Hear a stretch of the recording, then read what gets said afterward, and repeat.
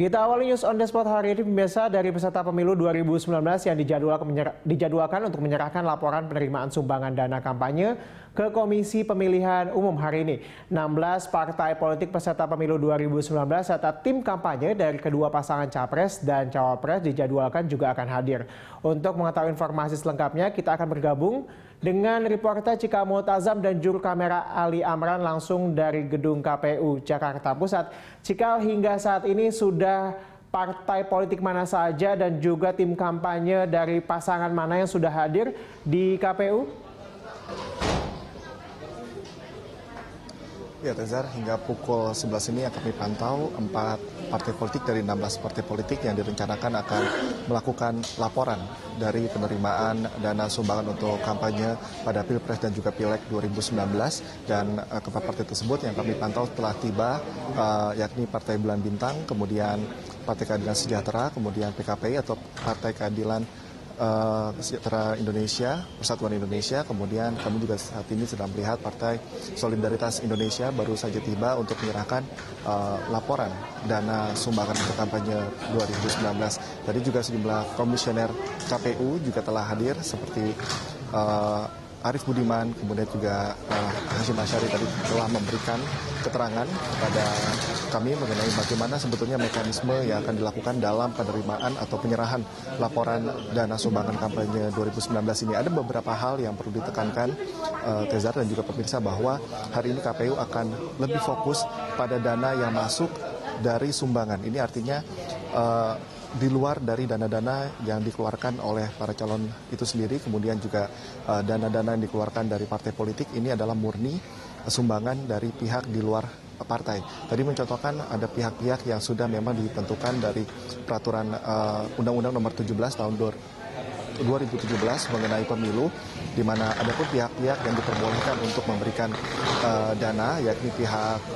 individu, kemudian kelompok ataupun korporasi non pemerintah. Adapun tadi KPU juga telah menetapkan bahwa pihak individu ini diberikan sumbangan maksimal 2,5 miliar, kemudian untuk kelompok ataupun korporasi non pemerintahan ini maksimal sumbangan yang diberikan adalah sebesar 25 miliar rupiah. Dan inilah yang nantinya draft atau formulir yang telah diberikan oleh KPU akan segera diterima, dan nantinya seluruh partai atau 16 partai ini akan seluruhnya menyerahkan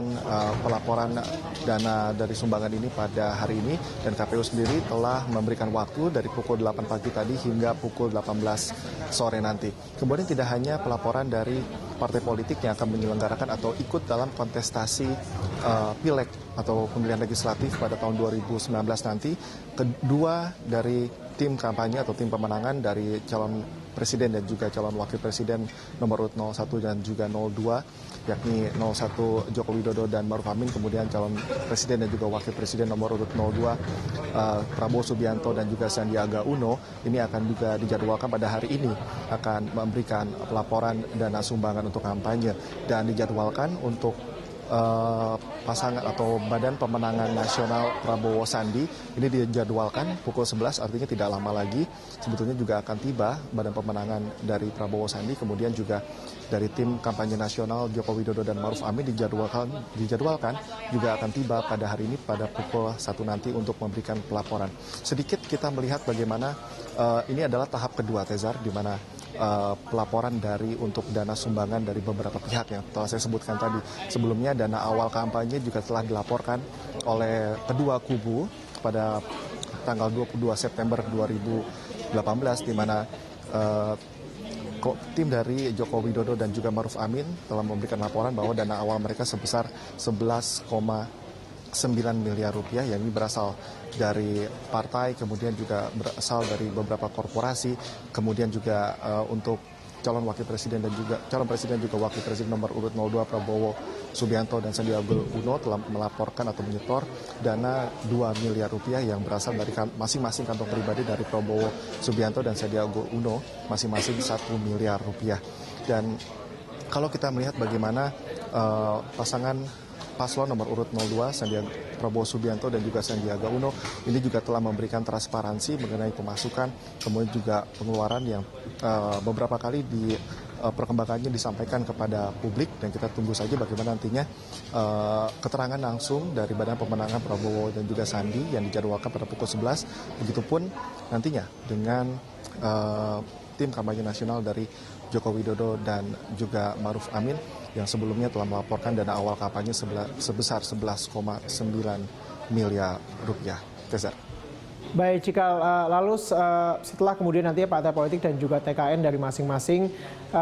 pasangan begitu menyerahkan laporan dana kampanyenya per hari ini, ada tahapan-tahapan apa lagi sampai nanti pemilu dilangsungkan pada April mendatang? Ya, ada beberapa tahapan-tahapan lagi tentunya yang akan dilaksanakan, baik itu partai politik dalam kontestasi Pileg 2019, kemudian juga dua kubu yang akan berkontestasi pada Pilpres 2019 nanti. Dan khusus untuk kontestasi Pilpres nanti, sebetulnya Tezar, pada sebelumnya rapat yang diselenggarakan antara KPU dan juga tim kampanye nasional Joko Widodo Maruf Amin dan juga Badan Pemenangan Prabowo Subianto Sandiaga Uno, ini sebetulnya setelah menetapkan atau KPU memberikan masukan bahwa visi dan juga misi perlu ada sosialisasi kepada publik, dan sebelumnya dijadwalkan pada tanggal 9 Januari 2019 sebelum akhirnya nantinya debat akan diselenggarakan pertama kali pada 17 Januari 2019. Artinya KPU memberikan masukan bahwa publik juga perlu mengetahui visi misi yang akan disampaikan oleh kedua kubu. Tapi tadi sebelumnya sempat ada perbedaan pendapat atau perdebatan di antara kubu 01 dan juga 02, di mana kubu dari Badan Pemenangan Nasional Prabowo Sandiaga Uno ini menghendaki bahwa penyampaian visi dan misi langsung disampaikan oleh Capres dan juga Cawapres, artinya Prabowo Subianto dan juga Sandiaga Uno langsung menyampaikan visi dan misinya kepada publik. Tetapi dari kubu seberang, yakni dari paslon nomor urut 01 Joko Widodo dan Maruf Amin, menghendaki bahwa sosialisasi cukup disampaikan oleh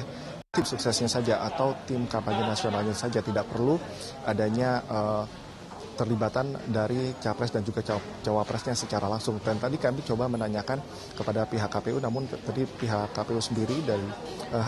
Hashim Asyari tidak memberikan keterangan yang pasti dan juga menghendaki bahwa penyelenggaraan penyampaian visi dan misi yang diselenggarakan rencananya pada 9 Januari nanti tergantung kesepakatan dari kedua belah pihak. Tezar, artinya KPU di sini hanya memfasilitasi, kemudian juga menunggu kesepakatan atau satu suara di antara kedua belah pihak tentunya. Dan tadi juga kami sempat menanyakan juga kepada Arief Budiman yang tidak lama bersama tadi hadir, apakah dan KPU masih membuka peluang untuk kedua belah pihak menyatukan suara, dan diharapkan juga pada hari ini satu suara bulat ini bisa disampaikan dan kesepakatan apakah 9 Januari nanti jadi atau tidaknya diadakan penyampaian visi dan misi. Tetapi KPU juga tetap tidak menutup kemungkinan bisa saja dibatalkan apabila memang kedua belah pihak tidak menemui kata sepakat begitu. Kemudian terkait juga dengan pelaporan dana kampanye setelah nantinya